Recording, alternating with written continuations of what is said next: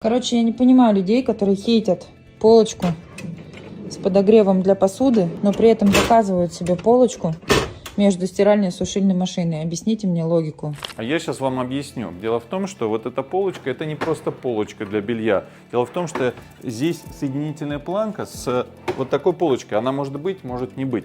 И это нужно для того, что вот это у нас стиральная машина, и это сушильная машина. Стиральная машина, она может вибрировать, и для этого нужно ее жестко закрепить с сушильной машиной.